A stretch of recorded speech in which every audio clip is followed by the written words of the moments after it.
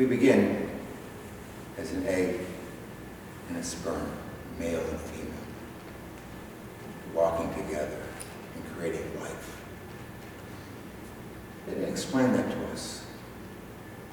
They talked about the stork and the birds and bees, but it made no sense to us in the suburbs of the 1960s.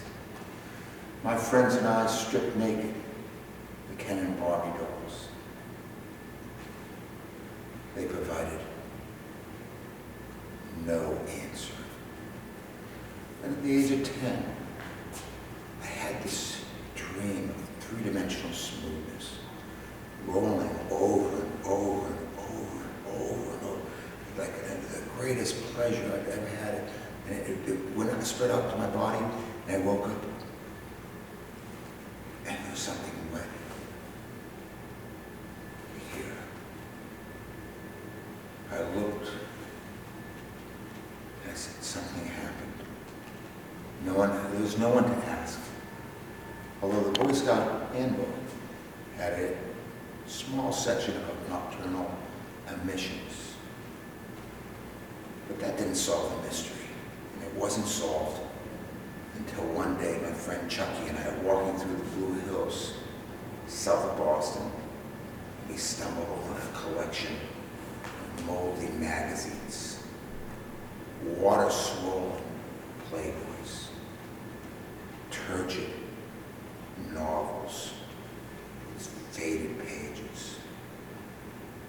We opened them up, and all of a sudden we understood this is what people do to each other.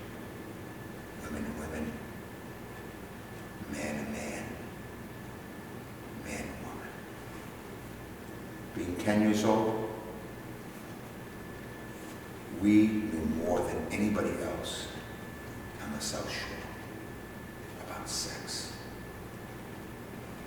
Chucky and I went through these books every day, religiously, like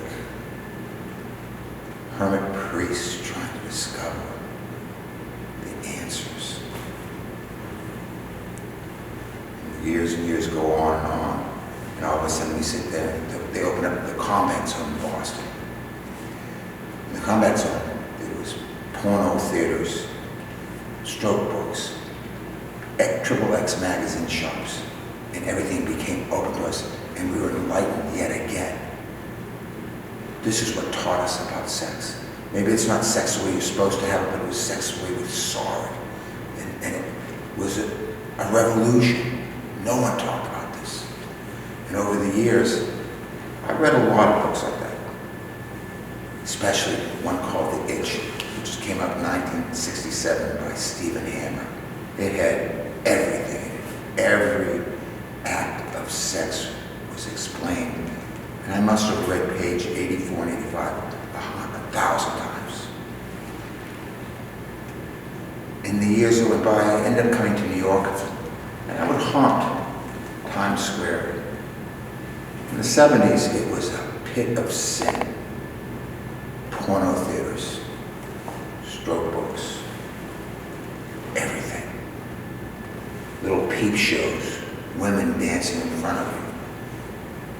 And you knew that this was what you were trying to think about when you were 10 years old, but couldn't. And at that moment, it was freedom. Because nobody had the freedom like that.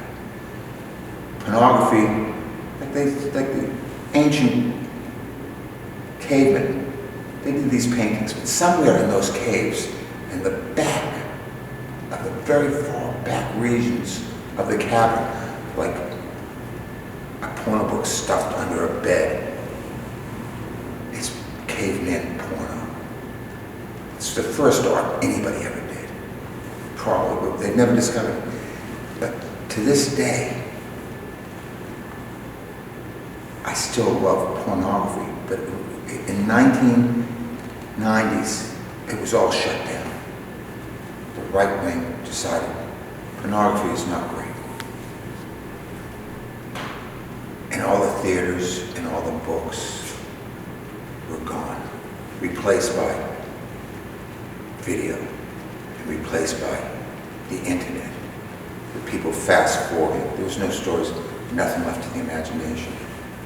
Do I still watch it? Yes, of course I do. Do I find the same happiness? No. Because it's no longer a mystery. It's just banal sex. Some of it's good, but this was one of the great books of pornography. It's called The History of Histoire d'Eau.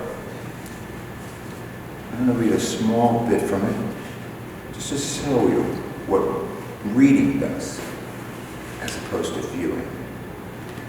None of the women had keys to any of the locks on their body, or the locks to the doors, or the chains, or the collars, or the bracelets, but every man carried a ring with 3 sets of keys, each of which, in the various categories, opened all the doors, all the padlocks, and all the collars.